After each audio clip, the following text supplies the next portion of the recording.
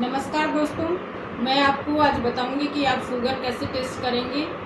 यदि आपके परिवार में किसी को शुगर है तो आप किस प्रकार से अपने घर में ही शुगर टेस्ट कर सकते हैं।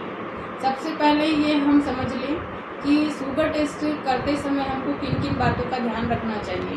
सबसे पहला कि जिसका भी हम शुगर टेस्ट करने वाले हैं उसके हाथ साफ होने चाहिए।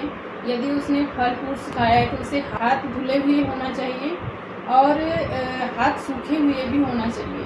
जब भी शुगर टेस्ट करते हैं तो इन बातों का हमको विशेष ध्यान देना चाहिए। जिसका शुगर टेस्ट कर रहे हैं हम लोग वो ज़्यादा गर्म जगह पे शुगर जांच नहीं करनी चाहिए और ना ही सबसे ज़्यादा ठंडी जगह पे शुगर जांच करनी चाहिए।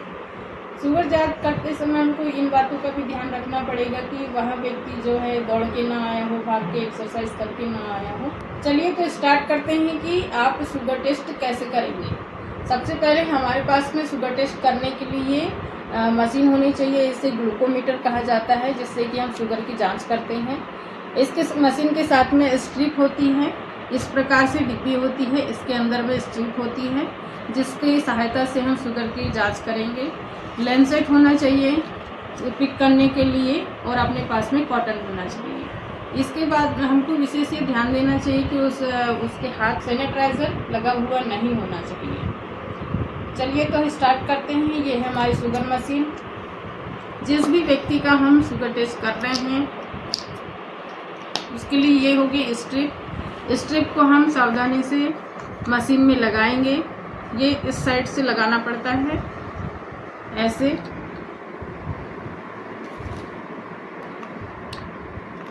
इस तरीके से हमने जैसे ही शुगर मशीन में स्ट्रिप लगाई, मशीन में इस प्रकार से ये बूंद मशीन चालू हो गई है। इस प्रकार से ये ब्लड की बूंद मांग रहा है। अब हम लेंसेट लेंगे और लेंसेट से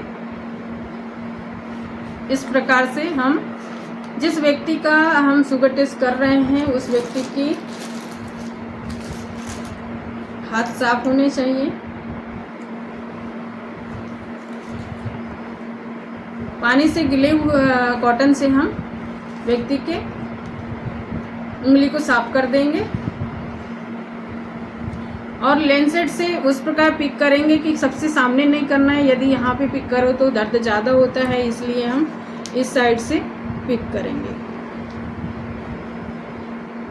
ये ब्लड की बूंद इस मशीन में इस तरीके से लेंगे। तो जो मशीन है आपने सुना होगा, जो आवाज़ अभी आई, यह मशीन अब स्टार्ट हो गई है और कुछ ही मिनट में देखिए रीडिंग भी आ गई है। अभी 121 रीडिंग आई है। यह बहुत ज़्यादा बढ़ा हुआ शुगर नहीं है।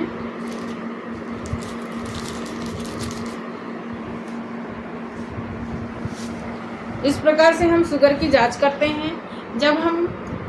जब हम इस डब्बी से स्ट्रिप निकालते हैं तो हमको ये विशेष ध्यान रखना पड़ेगा कि जैसे हम स्ट्रिप निकालते हैं उसी डिब्बी को तुरंत बंद कर दें, ताकि हमारी जो स्ट्रिप है वो नमी से ख़राब नहीं होगी। और देखा आपने कि जो हमारी रीडिंग आई है 121, ये बहुत ज़्यादा बढ़ा हुआ ब्लड शुगर नहीं है। हमको जब रीडिंग को आप कैसे समझेंगे कि जो शुगर है आपका कम है या ज़्यादा है, तो इसके बारे में भी हम आपको बताएंगे।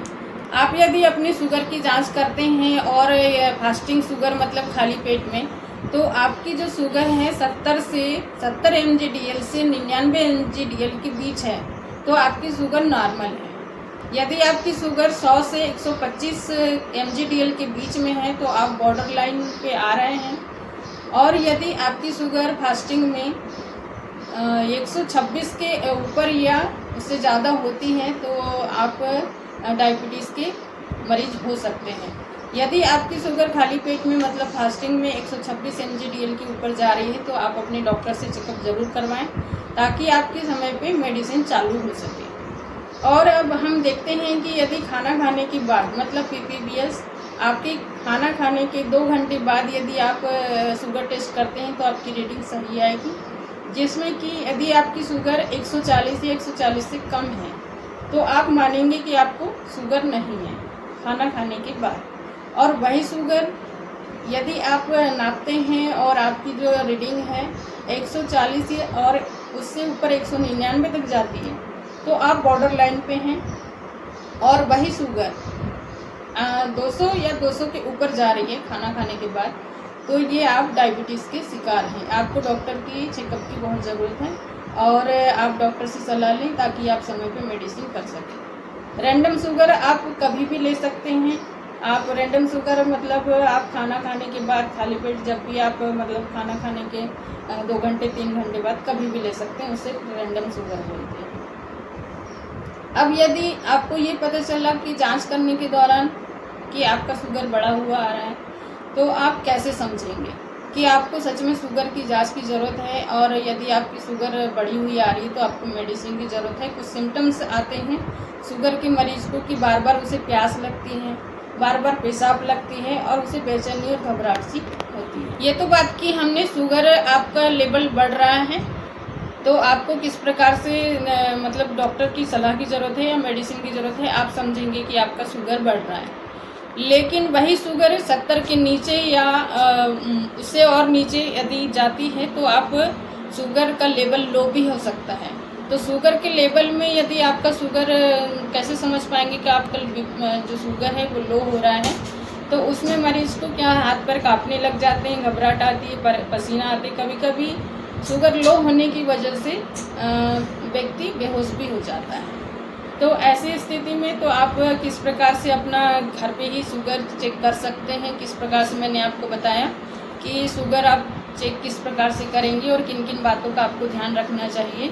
तो यह भी मैंने यह वीडियो इसीलिए बनाई है कि आप घर पर ही अपना शुगर टेस्ट या आपके परिवार में यदि किसी को शुगर की समस्या है तो या बढ़ रहा है या कम हो रहा है या नॉर्मल है, तो किस प्रकार से आप शुगर की जांच घर पे ही कर सकते हैं। यदि यह वीडियो मेरी आपको पसंद आई हो तो मेरे चैनल को सब्सक्राइब, मेरे वीडियो को लाइक और कमेंट्स ज़रूर कीजिएगा। नमस्कार।